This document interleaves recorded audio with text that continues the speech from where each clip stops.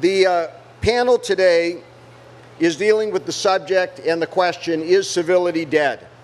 According to media reports, the theme of the election politics in 2016 seems to be voters are angry. We've seen this over and over again. If this is what public anger produces, we need a better source of civic motivation. The panelists here today are Matt Dodd, ABC News political analyst and chief strategist for Bush Cheney 04 presidential campaign, Michael Medved, American radio host and political commentator and author, Michael Steele, the former RNC chair and MSNBC political analyst, and David Pepper, who is the chair of the Ohio Democratic Party, and this panel is moderated by Bill Shireman, CEO of Future 500. Welcome, gentlemen. Bill? Thank you, Stuart. All right. Thank you, everybody, for coming this afternoon. This is perhaps one of the most important events that's happening here in Cleveland at the RNC, and it's one that has the trait of having perhaps more media here on the stage than we necessarily even have in the audience there. And there may be a reason for that. We have a political system that is deeply divided and a media system that is engaged in covering that division. And they are not perhaps used to the intense interest that millions of people have today in a different approach, in a more collaborative approach, in a more civil approach. And perhaps we, as Americans, need to figure out how to be civil in a way that is media-genic, that attracts that kind of attention, that compelling attention that brings Americans around those ideas. I'm Bill Shireman. I run a group called Future 500. We're a nonprofit. We're based in San Francisco, but we resolve conflicts all over the world between political adversaries, between people who have decided that they hate and demonize one another and on our opposite sides of the political fence. That's corporations and activist groups. We're the group that people call in if Greenpeace has penetrated ExxonMobil's headquarters and are on the prowl. We're brought in when progressives and conservatives are at each other's throats over issues ranging from environmental, oceans, forests, climate protection to civil issues, people issues like criminal justice, education, and human rights. I myself am a Republican. I have been since I turned 18 many years ago. I believe in free markets. I believe in individual responsibility, but I also share many of the objectives that progressives do, and I've worked all my life for the kinds of objectives that progressives tend to stand for in environment and people and community and in connecting and so on. And I think that the right and left in America are natural complements to one another, that we go together well, that we really can't exist without each other in a healthy form, that we have been through a lot together, through a revolution, through a civil war, through slavery, through depression, through recession, through 2 Bushes and 2 Clintons, and now 1 Trump, and we have come out every time a little stronger than we were before. But we're in the midst of a divorce of sorts. A schism in our relationship that is keeping us apart. And that is the subject of discussion for this afternoon. We have a great panel of folks to discuss the topics today. And I'm going to begin by asking, and anyone is able to answer this question, the basic question, is civility dead? Was it ever alive in America, or are we thinking back to a time that didn't exist? And what's different today? Any of you? Michael Medved. I just want to use the occasion to say, of course, civility isn't dead. Look, we're all here. You won't necessarily see civility on the convention floor at this Republican convention. Let me say definitionally, I don't think chanting "lock her up, lock her up, lock her up" is an example of the kind of constructive, civil, collaborative public dialogue that we need. But I do want to say something in behalf of my Republican Party. Mm-hmm.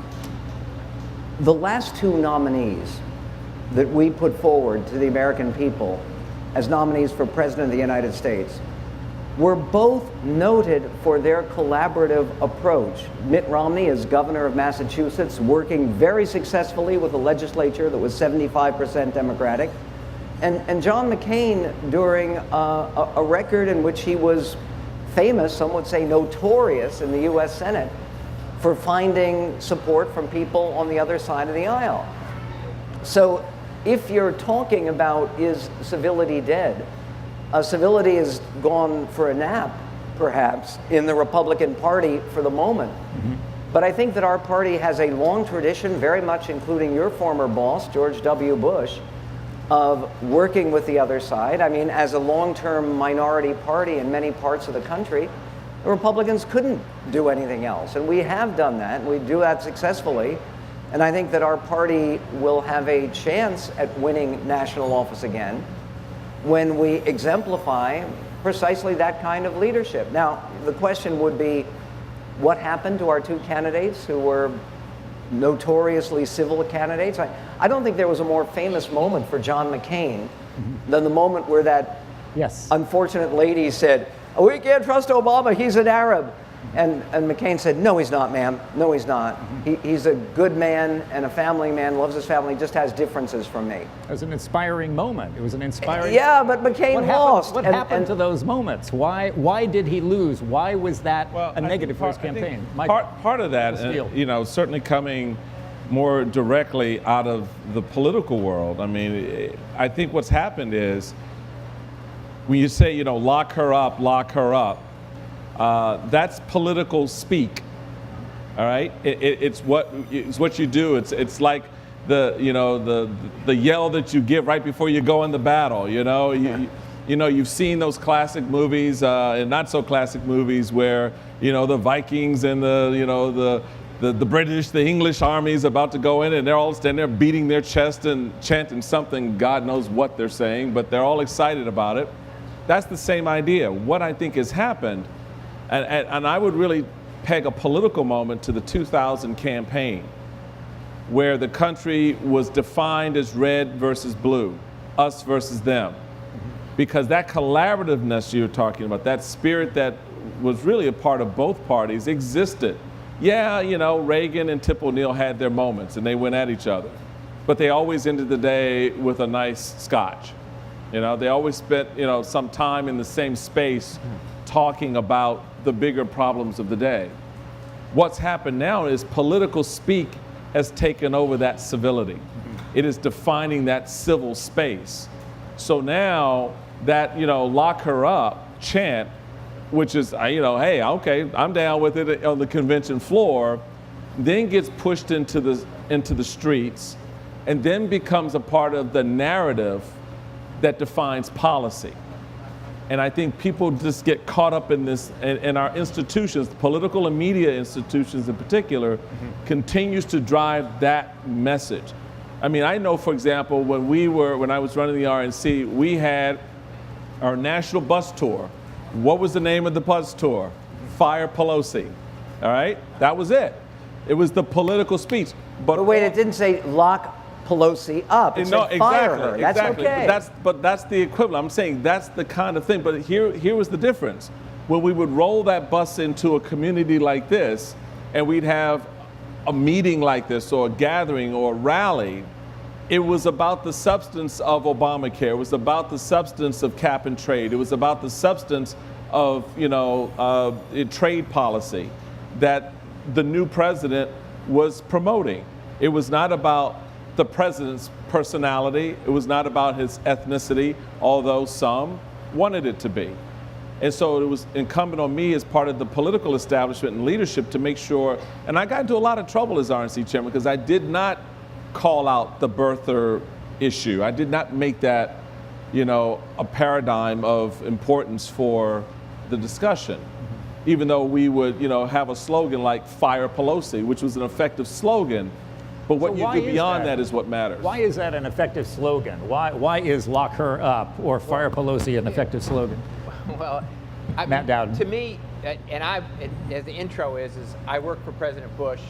I worked for Democrats before that. I am a pure, total independent. I know we're going to get to a thing towards the end of this about what systematically is wrong. And I think the idea that we have this binary choice that we're forced into, and then the parties themselves don't do any accountability measures within their own parties, we're forced into this choice, and therefore then we question whether civility, because we can't have a conversation in the course of this. To me, civility is not dead, but it's in the hospital. And there's tubes going in civility. And part of the problem with it is that I actually think our public, which is one of the great things about this purple tent and shared values, is that the public is ahead of our leaders, which it always is. And our leaders are behind in the nature of which the conversation they want us to be having. And if you look at the way things are done in politics, is it used to be extremists, and people said extreme things were policed by the parties or by the entities themselves. They were like, you can't say that, don't go that far, don't do that. They were policed by the group, right? Whatever the group happened to be, they'd police their own and say, wait, don't do that. Now they're rewarded. In the group, the people that say the most outrageous stuff are rewarded. They get opportunities to go on television and say crazy things, on the left and on the right. They get opportunities to go in front of crowds and say crazy things. And what's happened is the vast majority of the country who wants to have a civil conversation, if the 1, 2, 3, 4, 6 of us went out for beers or dinner, we would have an incredibly civil conversation. We would exchange things, we'd understand, we'd come from a shared value set. But as soon as we move from this to a half a mile down the street, and it's interesting to me that we're having this in one of the most toxic settings you can have it, which is a political party convention. You're going to see toxicity in Philly, just like you see toxicity here, just from a whole different angle over the course of this. But watch Twitter, watch social media, watch the conversations, a large part on cable. Not Michael. Michael's actually one of the sane voices that we see on this, coming from a Republican's perspective. But I think we have to begin to look at our own selves. We have to begin to say, I am not going to reward bad behavior. I'm not going to encourage bad behavior, whether it's in the smallest circle of our life, whatever that is, or it's how we decide we're going to vote for president in the course of this. I haven't decided who I'm voting for president. I haven't decided if I'm writing somebody in. I haven't decided if I'm voting for Gary Johnson. I have not decided in the course of this, because I am so, talk about civility, I am so upset with the idea that we're being forced into this choice that feels like it's being mandated on us by a small group of voters in the country that says this is your choice in it, or a small group of leaders in this country. So I don't think civility is dead. It's in dire trouble. And one of the things I fear, just to sort of continue this, is if we don't repair this, and if we don't repair this sort of common set of values, our democracy is broken.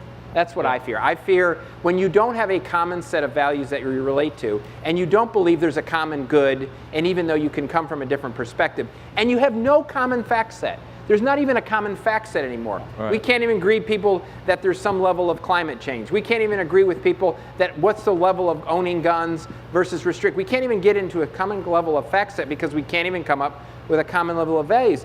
And as we're on the verge of a broken democracy because of that.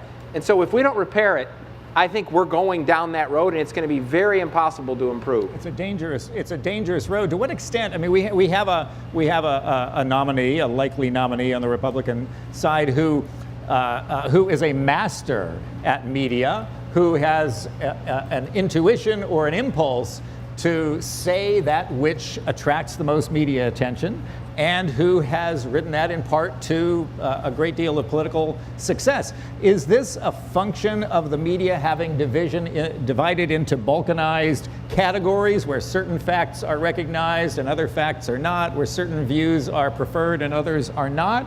Is this, Richard? Yeah, I think part of the problem is the gerrymandered system that we work within that rewards extremists on both ends. And I think everybody agrees with that. But I want to get back to Michael's point. And I agree, Michael is, if every Republican was like that, and if every Democrat was like that, I think we could have civil discourse, not just being bald. Being handsome, how about that? And just incredibly nice. But I want to ask, as the only likely Democrat on this panel, I want to ask my Republican brothers or independent brothers if, in fact, there might be a simple solution. And I've got a couple of solutions, which is why I came to Cleveland. And I think that, back to Michael's point, not that many years ago, there was a culture of civility in Washington, D.C. Right. where Tip O'Neill and Republicans would sit down, and Republican congressmen and Democratic congressmen would sit down. And I think something has changed, which has exacerbated this civility crisis, and that is the amount of money that it takes to stay in office. And that almost every single congressman and every single senator, when they're done with their committee assignments and dealing with their constituents, what do? They race across the street to go to a phone bank and dial for dollars instead of sitting down and having a drink or a coffee or dinner with their Republican or Democratic colleagues. And so this is perhaps a no-no to mention in Cleveland, Ohio, but might the solution to this be public financing of campaigns? Well, we'll have all the conversation. I actually think money matters less today than it's ever mattered. Yeah, I think the barriers that money used to provide 25 years ago, 20 years ago, 15 years ago are dramatically lower today. The effectiveness in dollars spent. Look what happened in this series of primaries in the course of this. Look what's happened and how money is spent across the country. There's no longer an equation between money spent and electability. With Trump, yes, but no, the average congressman is spending unbelievable amounts of time. Here's what to me is the more fundamental problem. You can walk into the grocery store, and the average amount of different kinds of toothpaste you can look for is 57 varieties of toothpaste. And the average number of kinds of bread you can get is 150 kinds of bread. You come into our politics, and you're basically given a binary choice in the course of this. It's not, to me, think about this like the cab industry. It's not like, let's solve the cab industry problem because we're getting bad service, and by telling the cab industries they can no longer advertise. The solution to me of the problem is we need an Uber in politics. We need a system, we're going to talk about this. To me, there's two sick buildings. I think the Democratic Party and the Republican Party are two sick buildings in the course of this that have infected Washington, in my view, have infected Washington in the course of this. There's 95%, I've worked on both sides, 95% of the people that get involved in the system are good people with good intention and great values. They get in the system, they get in the building, and the building has mold, the building has lead, and they get sick in the course of this. And watch what happens. And to me, if you want, the solution to me is we need more options, and watch what happens in the aftermath of this election. More independents are going to run for local office, which is the only way I think this changes. Local office, state office, and that. And I'm going to get on one more soapbox on this. We don't have a duopoly. We have competing monopolies in this country. So it's not like there's two major parties. We see two major parties at the presidential level, but the Congress, 400 members of Congress are monopolized. So that if you want to think about who's the most disenfranchised voter in this country, the most disenfranchised voter is a voter that lives in a monopoly jurisdiction. A voter that lives in Texas, where I live. If you're a Democrat or independent, you have no power in that state unless an independent runs in it. So I agree money's been a problem and it's been a bad area, but it's not as good as, the problem is the options available to the public today don't allow thoughtful space and rational conversation. So when we jump in real quick, because David, the other Democrat. Yeah, I'm the other Democrat. I'm the chair of the party here in Ohio. I understand what you're saying. At the same time, we've had this two-party system for a long time, and it's, I think, clearly less civil now than 20 or 30 years ago. So even within that system, something has changed. I mean, I always look back, and we have a lot of interns, and I have intern lunches all the time, and it makes me feel really, really old, because I'll say to them, and you probably would say the same thing, when I was young, most of the politics took part on 3 Sunday shows, on a Sunday morning. That's true. With a moderator or 2 or 3, talking to the 2 or 3 more senior people in Washington, like a Warren Rudman, or a Tim Wirth, or whoever. And as a kid, I would watch and think, we're in pretty good hands. Things are pretty good. I wasn't that partisan. I didn't know who was, I knew the party, but they weren't uncivil, and even though they were living that two-party system. And I'll say to these interns, this was before cable TV, it was, right? Yeah. Now, look at the 24-hour cycle, where every hour you have so many talking heads, and again, no offense, Michael's one of the really, really good ones. I appreciate it. But you got all these people on every channel, who knows who half of them are. Half of them are former staffers like the famous CNN hire. desperate to interview all these people. They're all competing, and so it's still a two-party system, but it's kind of on steroids versus what it was. So I think there are other things that are happening. One is, I think the explosion of media and the need to fill all these slots with all these people. I do think, though, to your question, what you were saying, there are other things happening that are creating almost separate political worlds that didn't exist on those 3 Sunday shows. It was, we were all watching the same thing. It is gerrymandering. So it's not just, Texas isn't just a monopoly. Every district is a monopoly. Oh, I agree. Every single district is a monopoly where the politician only speaks to their own. The other politician has no chance to vote. So we have states, except for a few swing states, are monopolies. We have gerrymandered districts, they're almost all monopolies. So there are these other factors. And one thing I would argue is another thing that's happened, and this goes a little bit against what you're saying, there are many more players now beyond parties. And it used to be, I as a party chair, although parties are diluted in their power versus 10 or 20 years ago for all sorts of reasons, I have actually a stake in the reputation of the party and in the reputation of the people in the party. And at some point, if someone's doing something nuts, I'm going to say, hey, cool it. This is not right. But we're now in a world with so many other entities like super PACs and dark money that don't have those same set of concerns. And I actually think one of the things that's changed since 20 years ago is parties are actually weaker. I agree with that. And all these other groups are in the battle, half the time speaking more loudly. Right now in Ohio, we have this contested Senate race. The incivility isn't largely by the candidates. It's all the outside groups going nuts. 25, 30 million on TV. So I think we can have discussions all day about other parties, but some things have really shifted within the two-party system that have made it so much worse than it was when I was growing up. Two things, if I can. You're completely right about the proliferation of media conversation about politics. Talk radio didn't exist in the early 1980s. It emerged at the end of the 80s, and it has proliferated. I mean, I know a lot of people on the Democratic side would say metastasized. There are, in most major cities like this one, 3 or 4 all-day conservative talk radio stations. We have now 3 major, and they all get ratings. MSNBC is doing much better. CNN is doing much better. Fox is holding its own.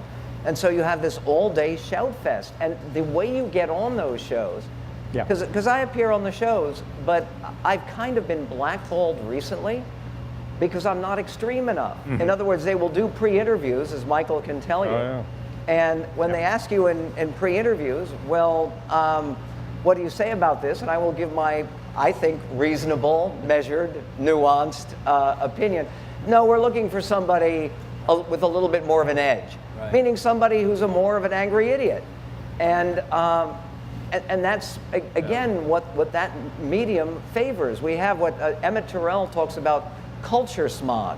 There are so many voices. The only way that you get attention, I spoke to Marco Rubio about this. Senator Rubio got more attention in his campaign for president, and I did support him. But what was the one thing that Marco Rubio got national attention for? Name calling. Yes, talking about Trump's small hands. Right. That is the only thing that got him national attention, top to bottom. And it's terrible. Which explains why the governor of this great state got no attention. Because Governor Kasich did not go into that point. Right. He stayed outside of it. And even on the shows that I was doing at the time, a year ago, I would say, and then there's this governor from Ohio that no one's paying attention to. And it was amazing how much they wanted to shift off of talking about him because it was boring. He wasn't doing anything that was newsworthy, outrageous, except making principled arguments about policy. If I could say one other thing, there's something else about the nature of incivility, and I think it relates to a core problem in American life, which I'm going to be very unpopular for talking about, which is the decline of religious affiliation. In other words, our parties and our party affiliation, our ideological affiliation has become a substitute religion for many Americans on the left as well as the right. That's why you have heretics who you want to burn at the stake, people who are members of your own quasi-religious political group. And because it used to be people would get satisfaction and connection and validation by going to church or synagogue or mosque. But today, there is this almost religious fervor by this substitute religion of ideological commitment. And our politics wasn't made to support that. Let me ask Can I add one other thing on some of the root cause here? Because, you know, one of my obsessions is what you mentioned, the gerrymandering. And it has a lot of impact. You know, if you don't feel like you're worried about your next election and you only worry about the next primary, you're going to act extreme. But the thing I'll say in this position where I'm watching people begin their careers, you know, so I'm from Hamilton County. I was a Hamilton County commissioner. Hamilton County is a purple county. When I ran for county commissioner, I knew that I couldn't just win Democrats. Every room I spoke in like this, I'd think, hey, there's some Republicans out there too, and I need to win some of them as well as Democrats. That was sort of how I came to be politically. Gerrymandering is also the training ground. Those maps are now the training ground of our future politicians. And if they're growing up in the maps where they don't think like I had to think, but they're literally in these overwhelmingly gerrymandered districts, all they've ever known in politics is give the most fiery red meat speech you can, beat the 6 people in your primary, and you win. So you literally can have and this is what's scary about long-term democracy. It's not just how they're behaving, it's how they're learning to do politics in the first place. And I really worry as we watch the most extreme gerrymandering, which is this decade's, that you literally will have an entire generation of people whose entire political existence has resulted in that first election where they won by being extreme. And that's why it's one of the fundamental causes we have to get to. So we have a system that at the beginning, when people get into politics, they're running in districts that have been gerrymandered to create a monopoly that's favorable to one party. You need to go extreme in order to win the primary, to have the right to compete in the general election. You're speaking to a media that's been gerrymandered similarly into the right, the left, the struggling network that's trying to appeal to both, and the crazy ones that are appealing to narrow pockets. So you have that. Let me ask about another aspect of this that I've noticed in working with activist groups. We do a lot of work in the climate arena, and it's accepted as one media narrative that it's big oil and big fossil fuels that are stopping action on climate.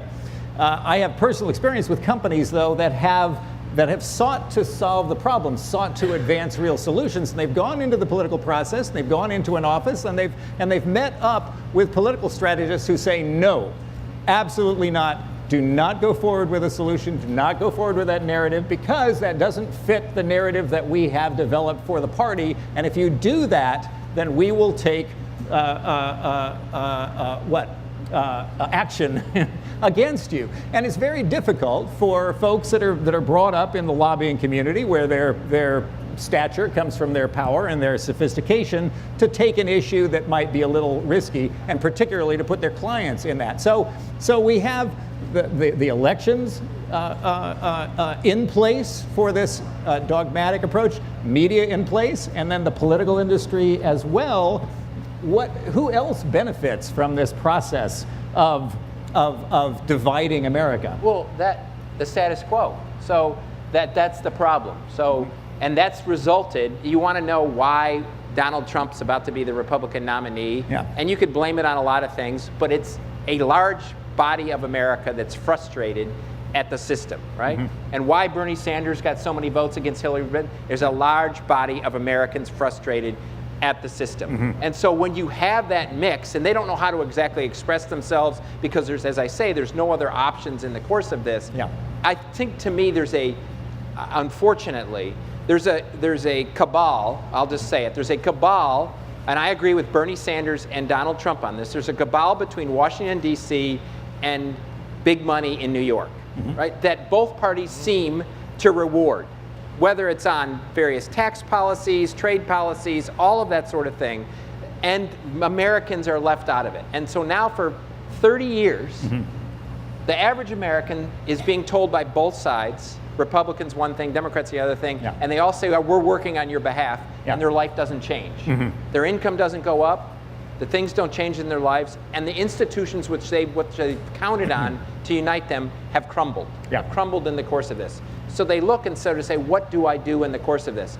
To me, the biggest part of the problem is when you add up all of the people that watch MSNBC, watch Fox News, listen to talk radio, voted in the Republican primaries, voted in the Democratic primaries, that total number is about 40 million Americans. Exactly right. That means 100 million Americans more will vote in this general election that don't watch any of those cable shows, that are completely disgusted by what's going on, but there's no avenue right now. Yeah. There's no party for them to go to Yeah. that says, you speak my language.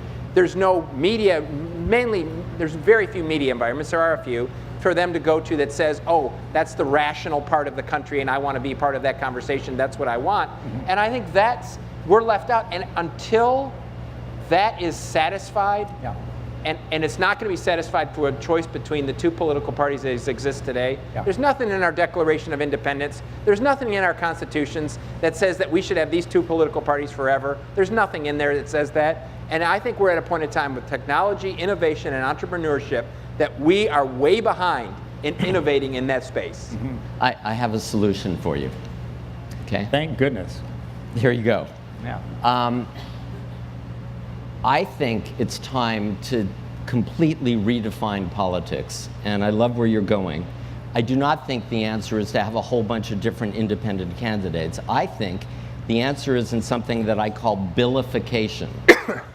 Instead of focusing on candidates and human beings who are going to always be flawed, always be disappointing because they can never do what they say that they can do, I think the more empowering and inspiring way to focus on this election and every election is to focus on specific pieces of legislation and then hire people, whether they're Republican, Democrat, Independent, Green, Communist, it doesn't matter, to actually enact those pieces of legislation. I had an epiphany, and the epiphany was that there is a magic number in American democracy, a magic number for the American political system. And it comes from the fact that democracy is a mathematical concept. Everything we're talking about here, whether it's number of delegates or number of votes or number of electoral votes, comes down in a democracy to a number, and it's usually a pure majority or a supermajority. The magic number to get anything you want in America, anything, is 279. That's 218 people in the House of Representatives who say, yes, I'll vote for this end to gerrymandering. I'll vote for this climate change piece of legislation. I'll vote for campaign finance reform or immigration. Or I had a lovely conversation with Ann Coulter at the Politicon that Michael spoke at. And she and Bernie Sanders, believe it or not, talk about civility. She and Bernie Sanders agree 1,000% on something that you were talking about, Bill, and that is Wall Street. There is a bill in Congress. It's the carried interest bill to what's the actual name? Carried interest something. It's to end the disproportionate, the unfair tax exemption for hedge funds, characterizing every bit of money that they earn as investment money when it's regular income. Taxed at a lower rate. I'm sorry? And taxed at a lower rate. And taxed at a significantly lower rate. No, it's it's the Carried Interest Fairness Act of 2015. Ann Coulter, 100% in on that. Bernie Sanders, 100% in on that. All we need to do, forget Hillary and all the money she gets from Wall Street, forget Donald Trump and whatever he says, is have the electorate elect 218 congressmen, Republican, Democratic, Green, whatever, who say, yeah, I will co-sponsor that bill if I'm in power now, or I agree in writing, Mr. Constituent, to actually vote for it when I get in. So it sounds like... Let me just finish. 60 in the Senate, and we just need to elect a president who will sign that piece of legislation.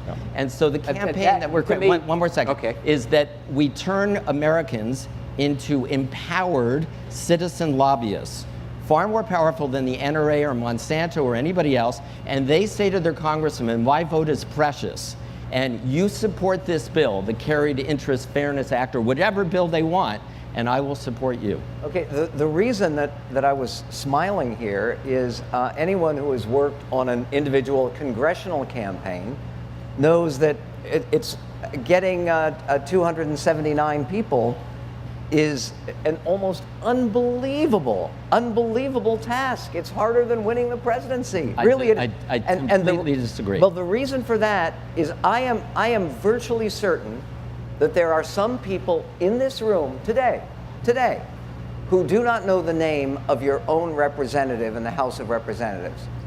Am I right?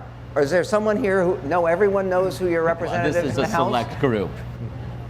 Okay, I am not sure I believe you. Because, no, and I will tell you, because if you ask and polling shows, most people are only reminded of the name of their congressman when they actually have a ballot in front of them. And partially because we do the reapportionment. How is that relevant?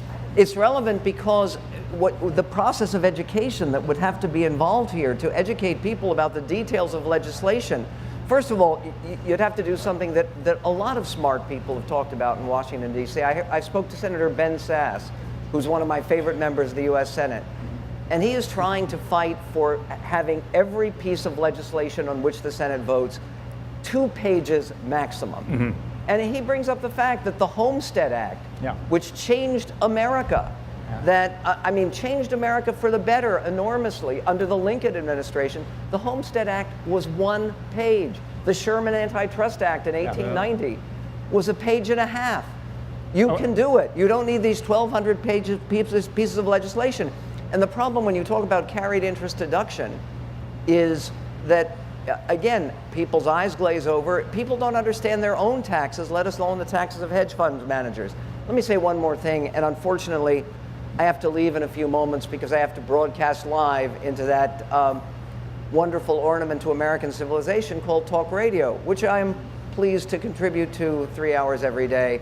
1420 here in Cleveland, AM 1420 WHK. 5 million visitors across the country. Be sure to tune in. There you go. To hear a purple perspective. But in any event, the one thing that no one has talked about in this convention that is the gigantic, you'll pardon the expression, elephant in the room, is fixing the system by which we choose our nominees. Absolutely. That system is broken beyond repair. It is horrible. A system that gives us Trump and Hillary isn't working. It isn't working. And it should be simpler, it should be shorter, it should be cheaper, and people in the final analysis should have a direct chance to vote on the nominee of their party. And you won't have this disfranchised. There are 13 million Americans who voted for Donald Trump. There are at least 130 million who are going to be voting in November. Yeah. And we really can do better. And I'm sorry to. Thank you, Michael. We appreciate you. We appreciate you being here. We appreciate you being here. I want to take up. No, I was going to. If I could, as Michael, you get ready to go. So you and I have talked about this. I just want to reiterate the point he just made. And please, if you got to go because you understand this. Thank you. When I was RNC chairman, when I was chairman, I was tasked coming in the door by the convention of 2008 to take a look at the convention for 2012. And so we were tasked with putting in place some new rules regarding the selection process. And I remember sitting in a meeting and just saying, why don't we begin to look at creating a national primary? One day in the spring, just like we do the general election.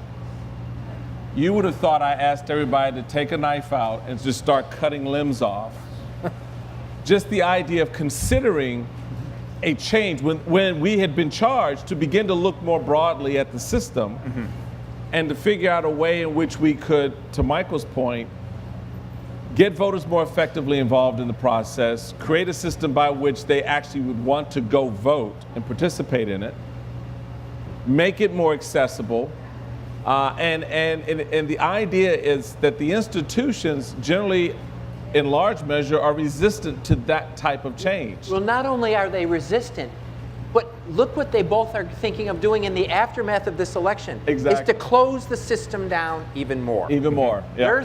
Their thinking is, well, oh my God, this didn't work out well. Let's start closing this down so less people vote, more of the people like us vote, and so we can restrict the process more. That's, to me, the problem in this when we have two dominant political parties. And doesn't that feed into what you were talking about earlier, basically satisfying status quo interests, keeping things as they are rather than changing things? Yeah, but I think here's the more fundamental problem. Everybody in this room, you come to this thing because you believe in civility, you want to treat each other kindly, you think we should care about each other, you believe in a common good, all of those sorts of things. But the problem is that people that are in the space of thoughtful, caring, and all of that have a tendency to be viewed as those are moderates. They don't have a lot of passion. And people follow passion.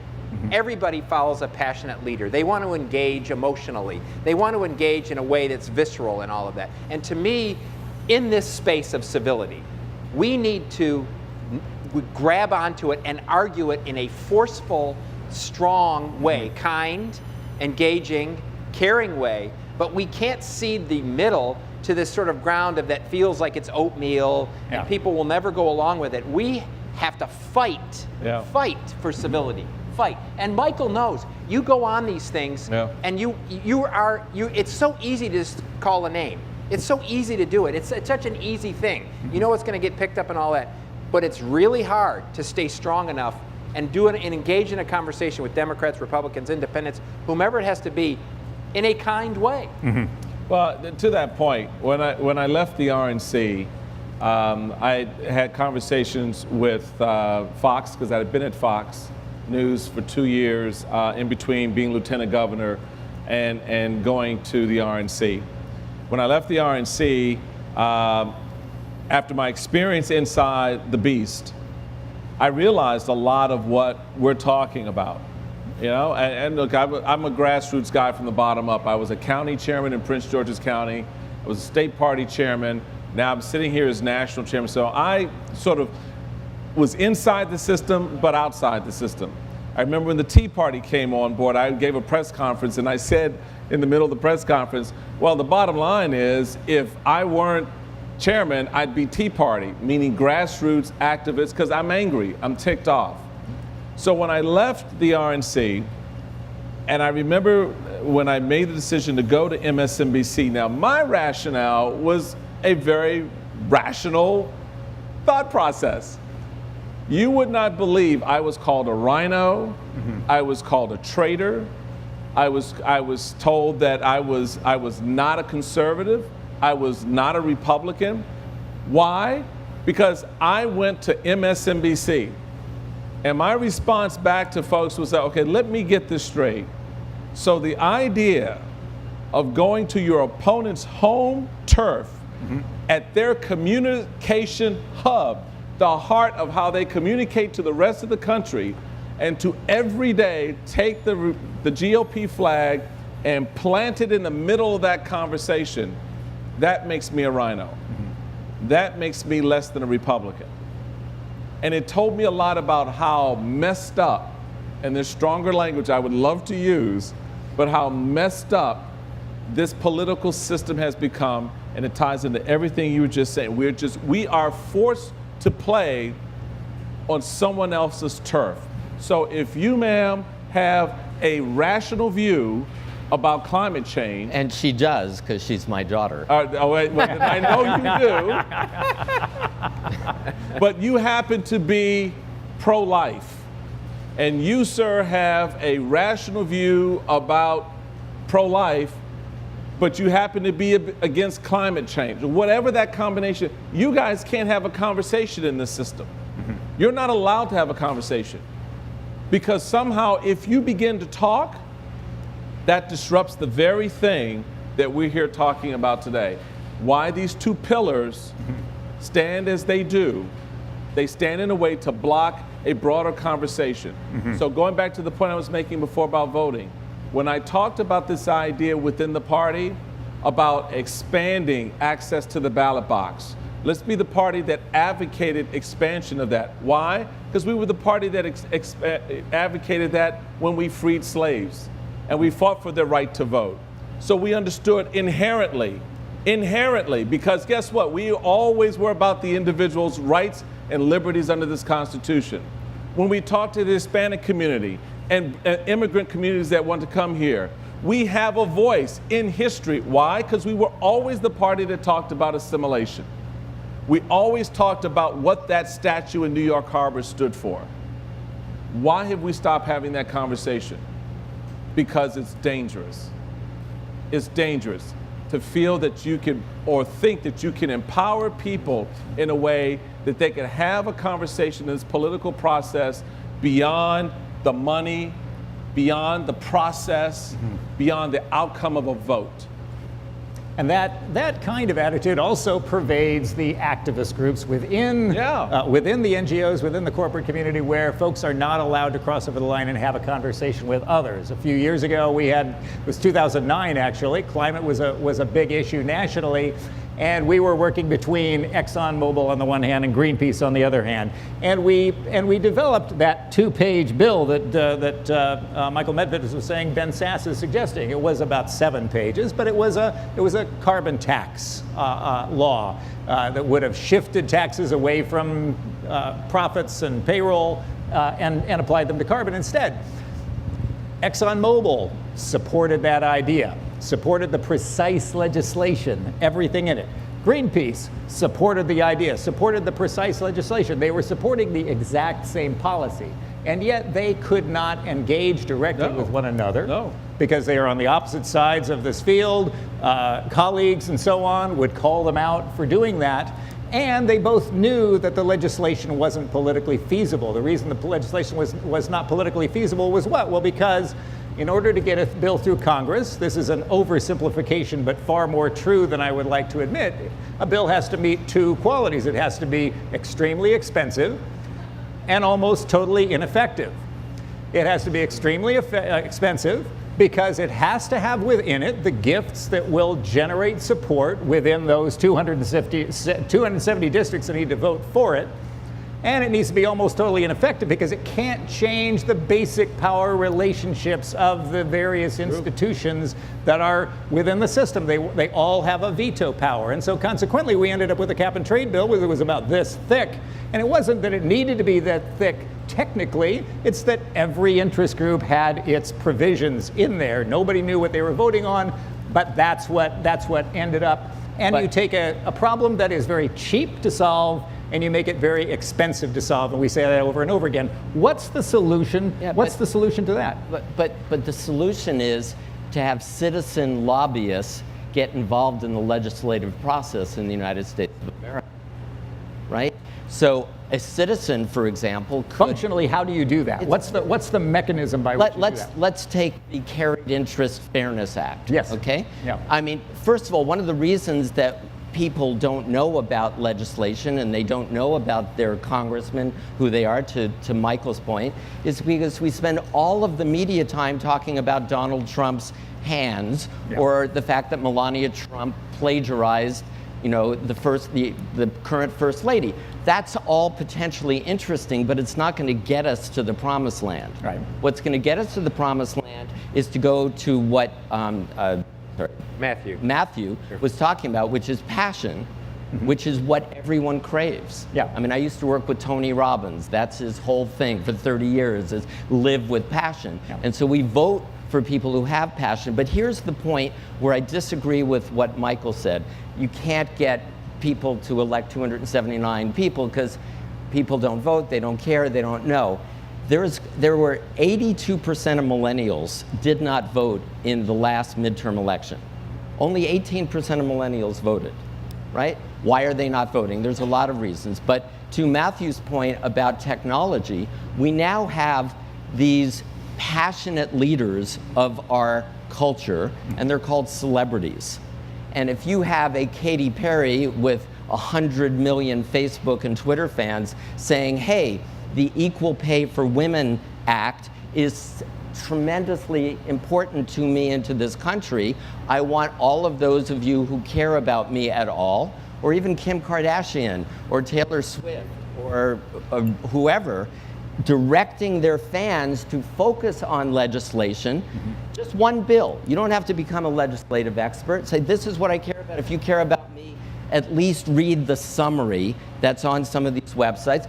If that's important to you, register to vote so that you can become a citizen lobbyist and pick the congressman and the senator and the president who's going to make that law the law of the land. It's not that complicated. Well, I have, so if we're going to give our thing, I have two proposals. Great. Two proposals. Okay. The first is something we totally control, which is change the manner with which you relate to each other in the circles of your life.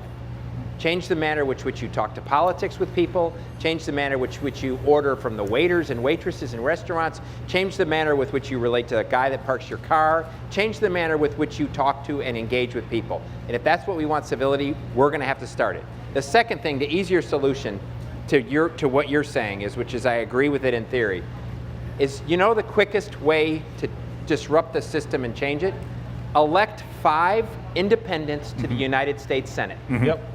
If you elect 5 independent candidates to the United States Senate who say, I am not going to caucus with either party, I'm going to vote in the interest of the country over party, because we've lost the interest of country over party. And if you have 5, they basically control the process. The House of Representatives has to go along with whatever those 5. The Senate has to go along with whatever those 5. And the quickest way, elect 5 United States senators that are independents that say, I'm not going to caucus with either party. The system will change. I think it's a brilliant idea. How are you going to get that to happen? Senators. Just call them purple senators, But I think that's exactly right. That's how you have the most direct impact on the system. As a young chairman in Prince George's County, what I discovered, Prince George's County is, at that time, and it's still relatively the same, had about 58,000 Republicans that were part of the Republican Party of Prince George's County, out of 800,000 people who lived there. My voting precinct was about 1,700 people. There were 6 Republicans. So my wife knew if and when I voted. So that was always one of those things. Look for the blue card. It wasn't in the slot. So he's like, okay, so that's a Republican vote we got. Yeah. So that's what we're dealing with. But here's the rub. As county chairman, I'm going around and I'm talking to people. And in my county, there are 57 municipalities in Prince George's County. Of those 57 municipalities, you know what I found out? Over half of them were run by Republican mayors. You know how they were able to govern? They ran as independents because those elections were nonpartisan elections.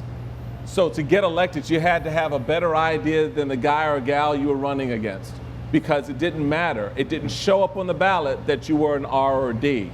So your ideas mattered more.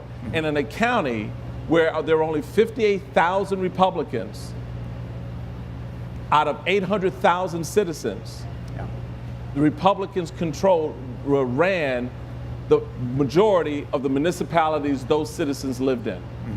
So that's exactly the point. That independent thought, energy, idea is the ultimate grassroots idea.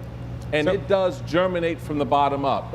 You start electing independents at the city council, the governor's elect, the state legislative race, you're going to have a direct impact on the United States Senate and the United States Congress. So let me jump in real quick. Go ahead. If I could jump in. So I'm the chair of the Democratic Party in Ohio, and I want to make sure we can get civility even if we don't get those independents. And so I actually think that to simply say it won't happen until then, I think hopefully, my view is we have responsibilities within our party to do this. First, I agree with what you said. Do it personally.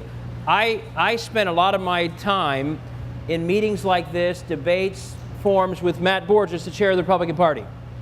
And when we're done, people think, wow, we thought that was going to be really nasty. It never is. I mean, we go at it, but we don't get personal. We have fun when it makes sense to.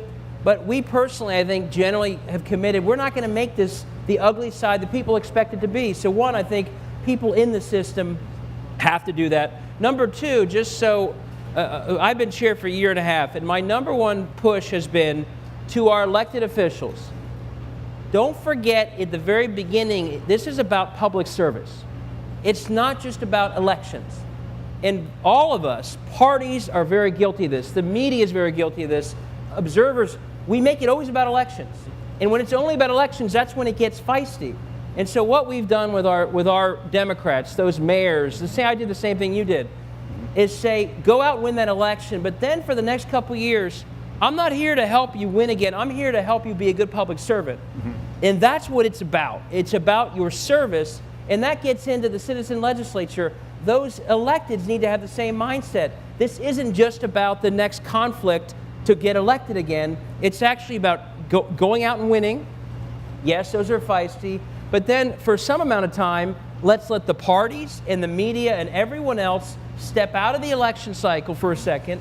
Let these new public servants be public servants. And what I say to them as party chair is, I'll help you get elected, but when you win, I don't want to hear about your next election. I want to hear about your service, and I'm going to tout that service even more loudly than I tout the fact that you won in the first place. So if we could get everyone more in the mindset that this is about public service, because here's the bottom line. Donald Trump is winning because people don't think it's about service anymore. They think it's a game where politicians are running to win and then run for something else and win. They don't think it's about them anymore. And that is the nature that's creating, I think, a lot of this incivility. The more we can all say, who think about it this way, this is about service, and we emphasize the service. We emphasize whenever good things get done, the more I think we automatically bring civility back in the conversation. So it's good to have some actual solutions on the table, and we got 3 or 4 good solutions, and I want to contributing solutions. Go ahead, Richard. Pick Matt up on this. I'm going to see if we can work together. I'd love to. And I'd love to leverage. I love your idea, and I think the biggest impediment to that is that even this year on November 8th, we're probably going to have well more than 100 million American citizens who will not vote. Yes. My guess is that a huge majority of those 100+ million, Matt, will be independent-minded, because if they weren't, they would have been they would have gone into the polarized camps. And so if you can help me, I agree on this vilification process, helping celebrities who are passionate about issues catalyze their millions of fans who are passionate about issues to vote on issues and on bills, and to disregard the personality superficial play of this election, I think we can get 10, 20, 30 million of these independent people who otherwise would not vote. And let's talk about electing independent people. I agree with that. I agree, and I mean, we have this conversation.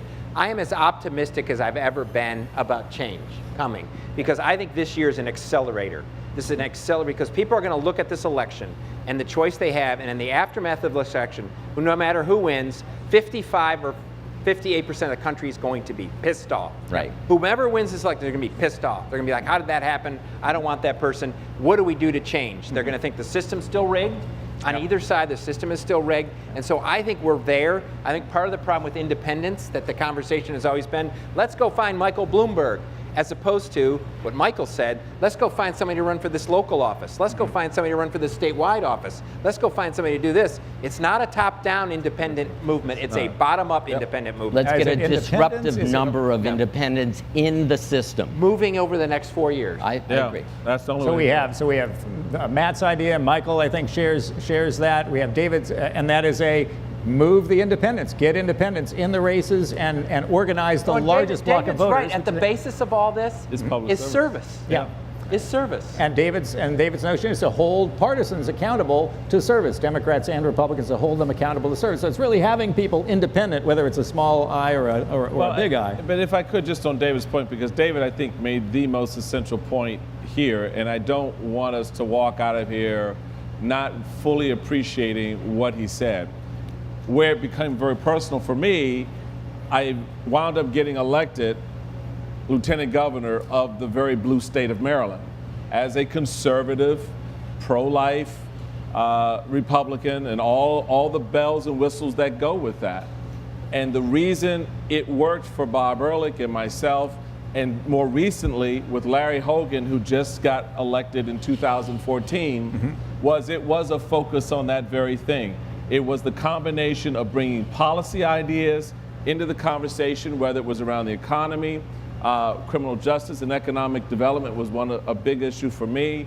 But it was how you then marry that up with service to the people. And it never became more real for me when I was standing and taking the oath of office on the state capitol, and I realized in that moment I was not the Republican Lieutenant Governor of Maryland, I was the Lieutenant Governor of Maryland. And the problem we have right now is that when our men and women elected to office take that office, they see themselves as representative of the Republican Party or the Democratic Party taking that oath of office. I actually did not finance a candidate in 2010 because when I had the conversation about what he was going to do in Washington and he had this long, wonderful laundry list, I reminded him that Harry Reid is the Senate Majority Leader. How are you going to get that done? And his response to me was, I'm not going to Washington to work with Democrats. That is the whole rub right there. When the candidate thinks that they're going to the state legislature or they're going to Washington not to work with the opposition. Here we are. So we have a challenge in the districts of people holding their lawmakers hostage to simply represent their party, but we have a strategic opportunity in independence to shift that. Let me suggest another possible mathematical way that we could go about advancing an independent political culture, and that is in the year 2012. We regard it as a fairly decisive victory by Barack Obama over Mitt Romney, but there were 5 states in which shifting about 220 to 250,000 votes in those 5 states, in just 4 of those 5 states would have turned the election and Mitt Romney would be president today. Those 5 states, those are the most in play states. There are about 5 or 6 other states that are also in play. What about the opportunity to organize in each of those states 50 to 100,000, 200,000 voters who are a bloc that will demand of their legislators, whether they're Republicans or Democrats, that they be independents, who can join that caucus of independents who are elected as independents from states like, I don't know, Texas and others, who can then turn Congress. They hold the key. Is that possible? I have a slightly different thought, which is in 1976, 85% of voters lived in a swing state. 85% of the country's voters lived in a swing state in 1976. Wow. 9% live in a swing state today. That means the campaigns and the candidates only talk to 9 or 10% of the country in the final 4 months of this election cycle. If you don't live in Ohio, you don't live in Wisconsin, if you don't live in New Hampshire, you don't live in New Mexico, if you don't live in Nevada, you don't live in Colorado, which represent 9 or 10% of the country, you're not going to have a conversation with. Yeah. So to me, that the way to go in this thing is to expand the map. And how do you expand the map? To me, there's only 2 ways to expand the map in this conversation. One is have states pledge that whoever wins the national popular vote wins the Electoral College. So if you're in Texas and Hillary Clinton wins the popular vote nationally, she gets Texas electoral votes. That's one. The other way is elect electoral votes by congressional district. If you don't want to go as that crazy, elect it by congressional district. Nebraska does it today, and Maine does it today, which means that it changes the nature of means you campaign in California, you campaign in Texas, you campaign in Montana, you campaign in Michigan, you campaign in New York. And this is a part of the problem. The way the Electoral College is sorted out and the way the country is sorted out, it has caused the same thing that's gone on that gerrymandering does, which is a tiny number of people in a tiny number of states get to make the decisions in conversation, in this bitter conversation we have, and most of the country is left out of the conversation. So as an Ohioan, I must defend our critical role in this process. So either that or we got to cancel the rest of the forum. But you blew it in 2004. Here is this comes up a lot. My worry about that system, although I understand in theory it sounds good, I think that makes the entire campaign just about television and money. Because right now, at least there's a reason to go and do ground game in certain states. So you know, Donald Trump needs to go to St. Clairsville, Ohio, and Hillary Clinton's been here 4 times last month. You make it a true, you know, let's say, but she's been here I didn't even cut you off, but she's been here 4 times in the last month. She hasn't been to my state. Right, I understand. But my point is, and I'm not, We're 24 electoral votes. right, but let's put it this way. Seriously? I honestly, the risk of the other system is you basically, you win everywhere, and so in the end of the day, it's honestly just a massive, hugely expensive television campaign because you're literally having to run ads in all 50 states. And so I think it, you know, I understand the theory, and you know, some states either are the benefit. By the way, a lot of Ohioans would say, we want our television sets back. You can have this for some time. We'd be happy to like be freed up for a while. I think others like where we are, but the big point is, I think if you went to that system, the unintended consequence would be television ads in all 50 states, multi-billion-dollar campaigns to fund those things. It may actually go the other direction. You could take $1 billion. $1 billion was spent in 2012 on each side. Yep. $1 billion. Most of that went to television ads in 10 states, right? You could spend $1 billion in 50 states, and every single voter in the country would know over and over and over and over again what you stood for. I don't think it's going to increase the cost. I think actually television advertising in a presidential race has very minimal effect. Yeah. It's basically driven by the conversation in the media, and it's driven by debates, and it's driven by conventions in the course of this. I think that if our idea is the majority of the country believes in a civil conversation, then let's expand the map. Let's make candidates go to Maryland, go to Maine, go to California, go to Oregon, go to Texas, and have a conversation with America, not just 8% of America. Understood. Now, Matt, you talked about status quo being benefiting from the system as it is, and you also talked about the finance sector. It sounded like the New Yorkers. Tell us a little bit more about that, and also tell us what you think can be done. Well, take a look at the economic data in this, the last 30 years. The top 1% or 2% of this country is by some factor of 12-fold, is wealthier than they were 30 years ago. Why is that? The middle class of this country is no better off than they were in the 90s, the 80s, the 2000, and now. Whether it's Republicans, Democrats in the House, Republicans and Democrats in the Senate, Republicans or Democrat as president. The only people financially benefiting from this are a small sector of the country that we don't have a free. This problem is, I'm a huge capitalist. I think capitalism is great. It's raised the standard of living of our country beyond anybody's means and necessary. And I believe in the free market. We do not have a free market system. We have a market system that is rigged. Along your lines, we have a tax set system that is rigged for a certain group of people to get a certain amount of wealth in the course of this country that the average person cannot crack in the course of this. You have to be at a certain level to get the rigging of this system in the course of this. And so, to me, Washington, whether it's a Republican or Democrat, Hillary Clinton and Ted Cruz were the 2 top donors of Wall Street. Think about that.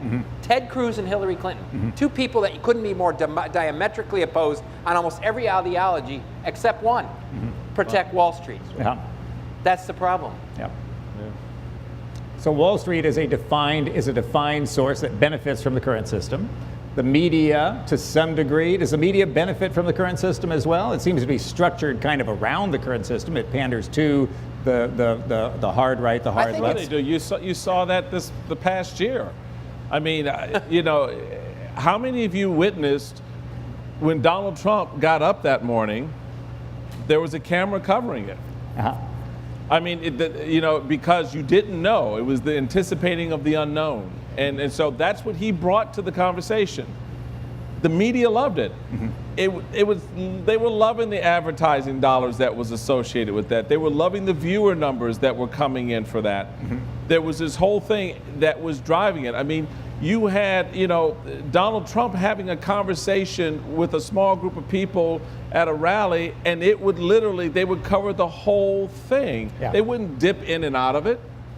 So that tells you right there that the media found culturally, financially, politically, advantageous opportunities to take advantage of what was being developed. Okay. Whether it was good, bad, or indifferent, didn't matter. It was driving the news. Do you think the media has nominated Donald Trump? They've nominated him, unnominated him. They love him, they hate him. It depends on what works. Does that it day. matter if they love him or hate him? Does that help him either way? He doesn't care. So for him, his perspective, he doesn't care, but because he knows how to get your attention. Well, Did you read that? Donald Trump led the polls in August, Yeah. and he led the polls all the way through. So the media, this idea that the media elected Donald Trump or didn't think Donald Trump elected Donald Trump. Right. Donald Trump is a master at the environment that we're in today. He's a master at it. There's a reason why he was a successful reality TV star. We're at a time of reality celebrity politics. He is the master of it, and that's why he's the Republican nominee for president in the course of this. But let me say one thing. I agree with Michael. The media has benefited up until now, and will probably benefit for a little while longer. But I think there's a growing sense of where do I go for a civil conversation? Yeah. Where do I go for thoughtful Democrats, Republicans, independents to have a conversation where they're not yelling at each other?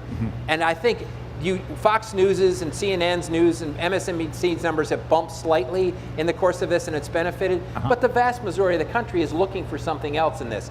I think there's an opportunity for a network and a network communication policy, but they're only going to find it if there's passionate people involved. So we need passionate people. Passionate people are a part of it. It's people organizing on behalf of independent candidacies, whether they are Republicans or Democrats or not affiliated with either party, forming a passionate base. It can't be civil in the sense of being light and without edge. It has to be hard. It has to get to their hearts. You need to have that create a media market, if you will, for the media to cover it, so that you have a third force in media. What else do you need? But we have to get past this mindset of candidates and parties. Yep. And we have to transcend that and go to the real end zone, which is transformational legislation that will move us forward. Let's focus on that. And the reason Donald Trump is sucking up all of the airtime on radio and television is because he is a reality show star and he is a celebrity. But hold on. But if you got Leo DiCaprio and Katy Perry and Lady Gaga and all of the people that the massive majority of Americans pay attention to as thought leaders, whether you like that or not, we can transform this system instantly and start having conversations about their passion issues and pieces of legislation. And that's what we're doing I could jump in our in. campaign. I'm going to wear my party hat for a second. That's happening right now on this no fly, no buy. This is a 90% issue. Right. It's on the top of everyone's mind. Everyone in the celebrity world almost entirely is saying, my God, can we do something? Right, but we're missing And one nothing step. happens. So, No, but we're missing I one think step. the issue, you have Beyonce out there. I mean, she's a massive celebrity. You have others. So I think that I think it sounds good, but even when you have something so front of mind as that, there are clearly barriers in the system that you couldn't create. If you tried to create over years a campaign to get to 90-10 on an issue, it'd be very hard. You have it, and it still stops in the system. But David, we're missing one issue. So Beyonce will say all these great things, all these celebrities, John Legend, whatever, and there's no follow through and action step that takes it to the candidates. Again, the essence of the campaign that we are launching is support this bill or this amendment or this assault rifle ban, and I will support you with my precious vote. Don't support this bill, and I won't. And if they get 175 people telling them that, they're going to disregard it. If they get 25,000 people telling them that, and they won the campaign 2 years ago by 8,000 people, they're going to they're going to have a major effect. It's going to have a major effect on them. I only disagree with you. I think these two things have to be done simultaneously. Because I think one thing Americans do, Americans respond to individuals. Americans respond to stand up, put a flag in the ground, and say, follow me the candidate, me the person. All of the issues that Bernie Sanders raised would not have been raised but for Bernie Sanders running for President of the United States. Bernie Sanders had to stand up and say, I'm running, and I'm running on these issues, and these matter to me, come follow me. And so I agree with you on a series of issues that need to be raised, and you need to get all people involved, but I think we need a series of new candidates and new people with a new party, or not even a party, independents standing up and say, follow me, simultaneously. Okay. Do you know how many bills there are sitting, languishing, dying, painful deaths in the halls of Congress right now? 9,840 pieces of legislation. That goes to his point. Many of which, if people knew about them, would inspire and excite people to get involved in the political process. Let me add, there's some right now in Ohio, and you've all heard the name Tom Steyer, right? Can't do it without it. So Tom Steyer is doing what you're talking about. Tom Steyer is taking a lot of money, and in places like Ohio, he's investing for, I think it's the next generation.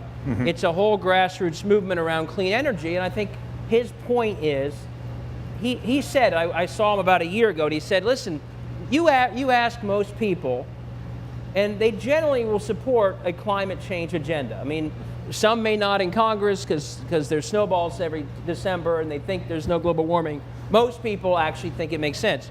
But what Tom Steyer observed is, the problem is, and this kind of gets to a challenge of your theory, is you've got to not just be popular, you've got to be in the top 2 or 3 of their concerns.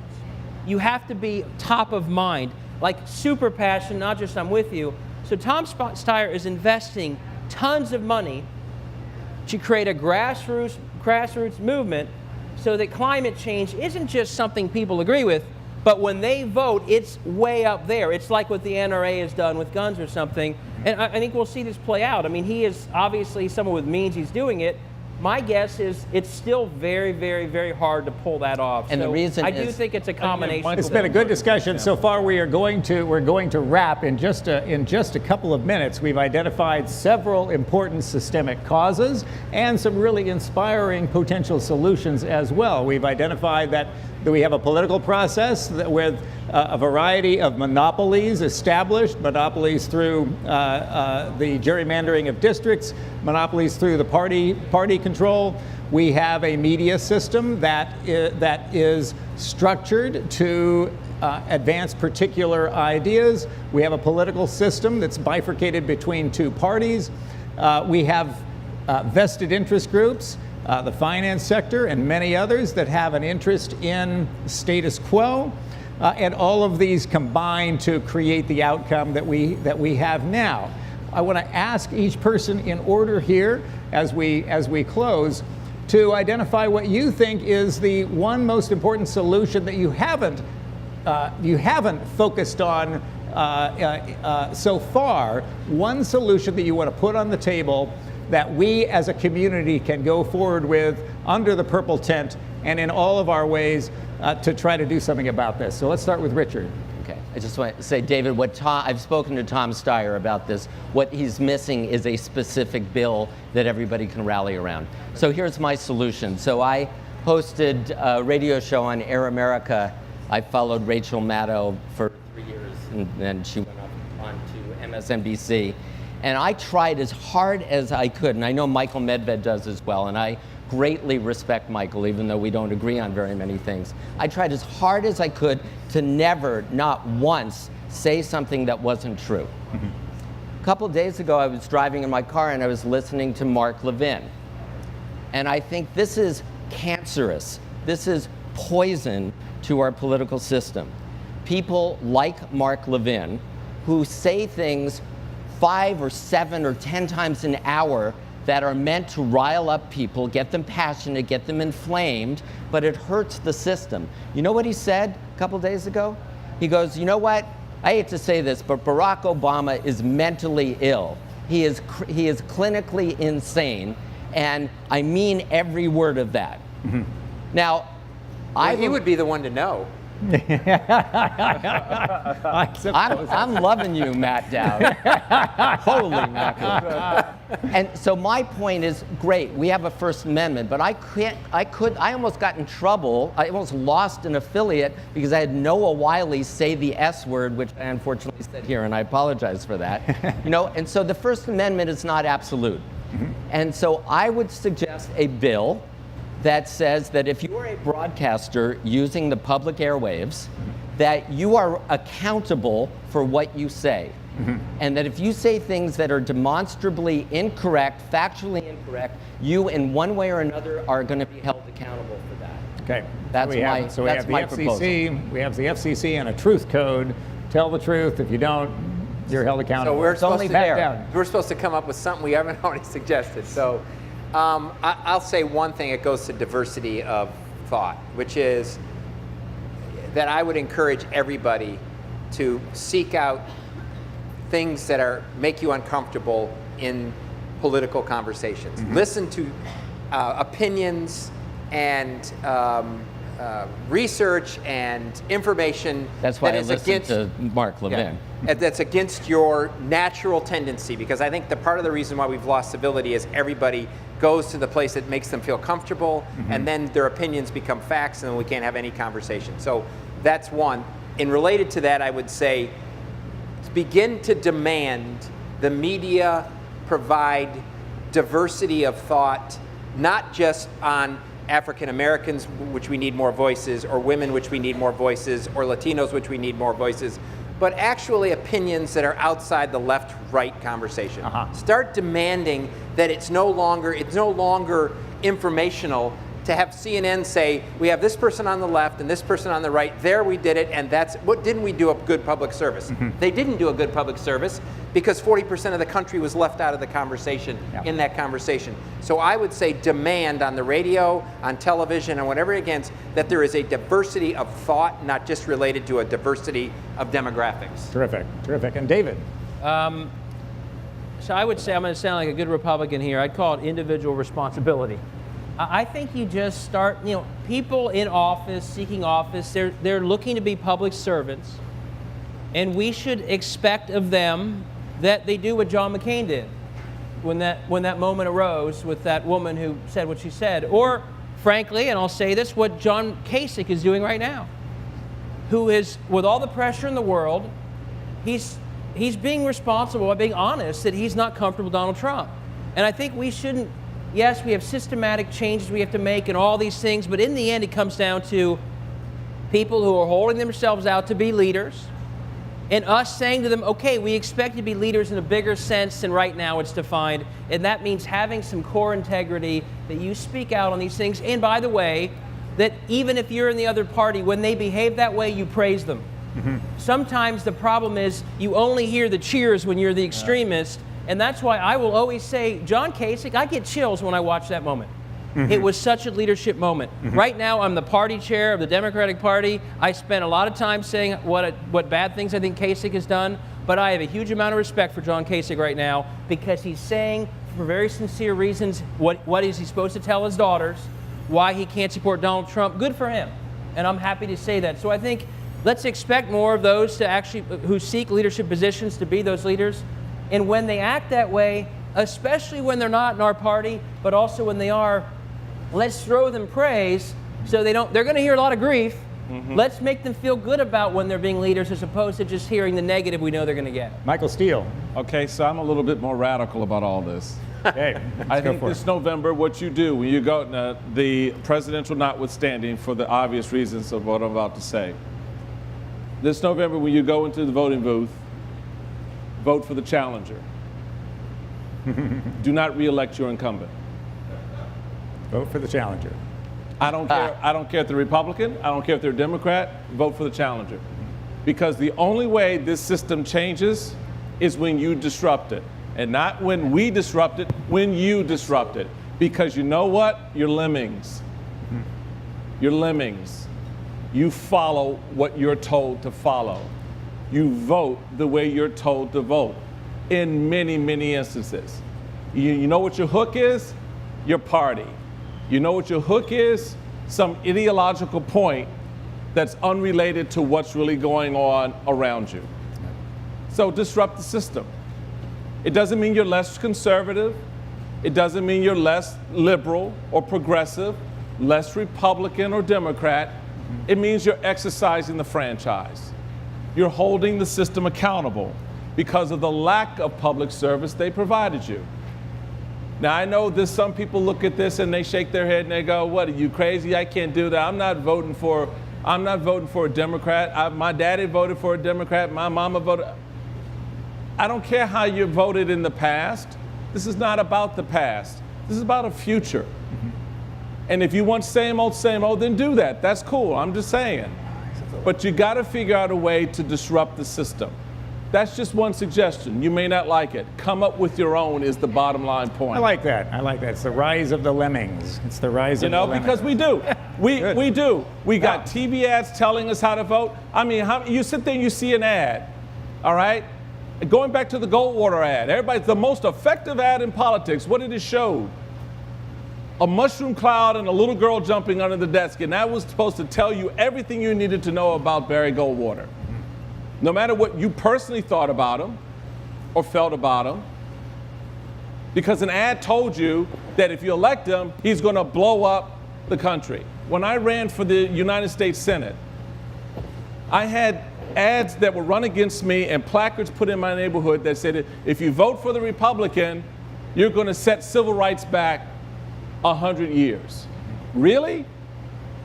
You elect a black man to the United States Senate, I'm going to turn back civil rights? When I sat on my dad's shoulder at Martin Luther King's speech? Are you kidding me? But our politics said that if you elected me to the U.S. Senate, guess what? As a black man and a Republican, I'm going to take away your civil rights. How dumb can you be?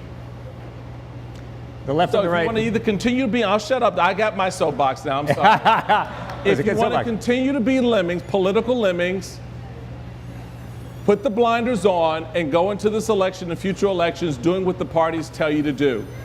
But if anything resonated with you today, figure out how you can disrupt this system. That's the key here. Figure out how you can disrupt the system. And I say that as a card-carrying conservative Republican. No one has walked my walk. You've not grown up in inner city Washington, D.C. and still come out a black conservative. You don't understand that, you don't know that, and I don't expect you to. But here's the reality of it. I know from the inside how this thing works. And I'm telling you, you need to disrupt it. Because it's counting on you not paying attention to the very things we talked about here today. So we're going to challenge all of us to disrupt the system. We have a system in which the left and the right, natural complements to each other, a couple that have brought into being one of the greatest nations on the planet, and they are in the midst of a divorce. We know that for a marriage to work, the community has to stand behind that marriage too, and it sounds like we need an intervention in that marriage to bring the two sides together. I want to thank our terrific panel for laying out what I think is one of the most solution-focused discussions that I've heard in this arena. We have some real proposals that have been placed on the table.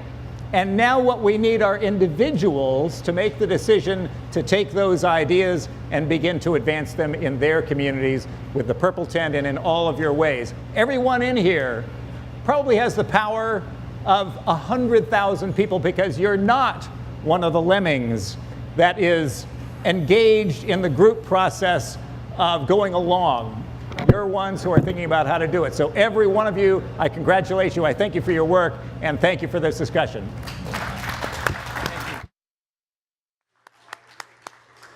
I want to also ditto Bill's remarks and thank all the panelists. This was a great panel. If we take away nothing else from this panel, everybody has the ability to be a civility ambassador, so go spread the word. We're going to take a 15-minute break right now until our next panel. Enjoy the snacks, and we hope you'll stay.